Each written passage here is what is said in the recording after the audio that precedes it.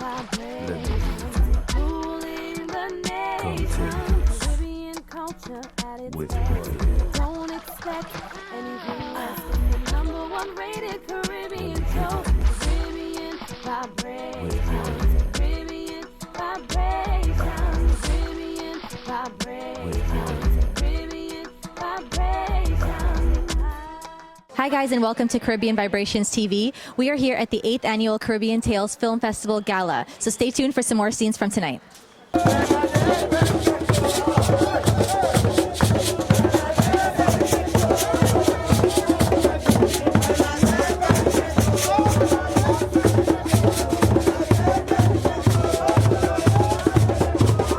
No boy man afraid, no stick man, no boy man afraid, no demand. Bah!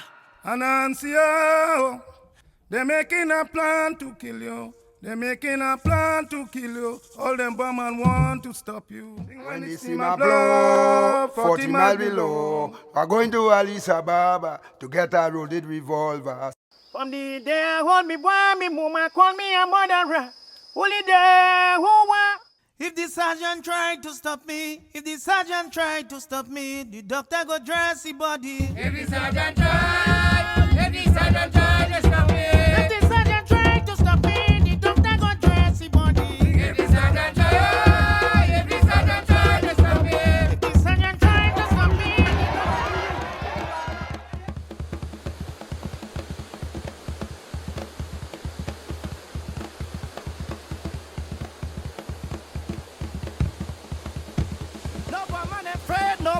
No boy man afraid, no stick man. Hi guys, we are here with director of No Bois, No Man, No Fraid with Christopher Laird. Christopher, how are you? I'm fine, thank you. Thanks for talking to me. Oh, it's our pleasure. Okay, so Christopher, for those who haven't yet seen the movie, could you give us a brief plot summary of the movie? Oh boy. Very, very brief. It's the story of two young men who are established martial artists. They've won medals in Pan American Games. They've trained people all over the world. But they rediscover their traditional martial art, which is calendar or stick fighting in Trinidad, in a particular part of Trinidad. And they immerse themselves in it. They also form a Bois Academy of Trinidad and Tobago to collect all the archival material about this ancient art. It's hundreds of years old.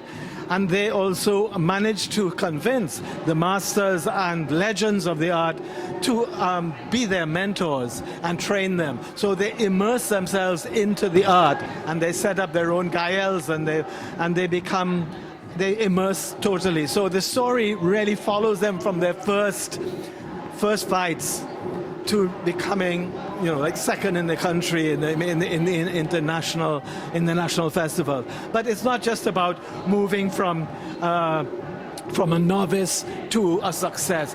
I didn't mind. They could fail. This doesn't matter. The story. What's important about the story is the effort of these young men.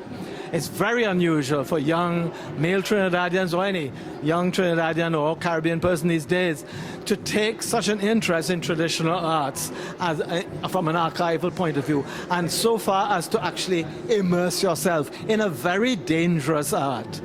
As Keegan said, it's one of the few games in the world where you have to be beautiful to face death. And that encapsulates some of it. So I subtitled it No Bois, Man, No Fraid.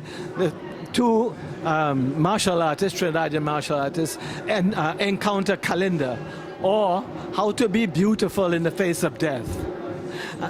Quickly, that's what it is. So through their story, we learn about calendar, and we meet the most amazing people that just jump off the screen at you. People who would never speak to anybody, but they speak to these guys because they've established a bond.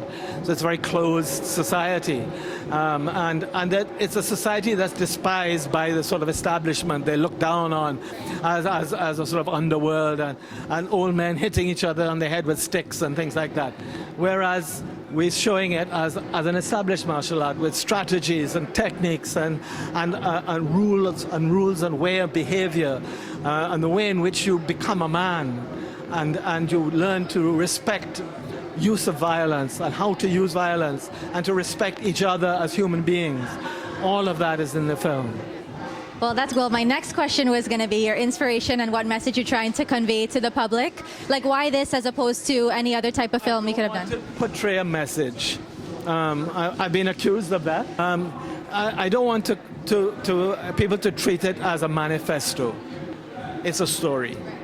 And through that story, a lot of questions will raise and knowledge be increased. And I think it's at the root of Caribbean society, not just Trinidad. The role of calendar and stick fight in allowing fighting the British colonialism to allow carnival to remain on the streets in the post-emancipation era is critical.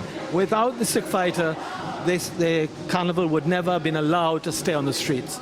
They beat back the troops with their sticks and with their organization, with the women in the middle with their extra sticks and their lighted flambeaux, and they moved against the police and the troops, and they beat them back, and the governor had to come down and say, all right, I promise that you will be allowed to celebrate your carnival on the streets. So carnival that now is in all over the world has its roots in calendar. And Calypso itself, one of the roots of Calypso, which comes a lot of different roots, but one of the roots is the lavoué, which is the chant that's used during the stick fighting, which you will hear in the film.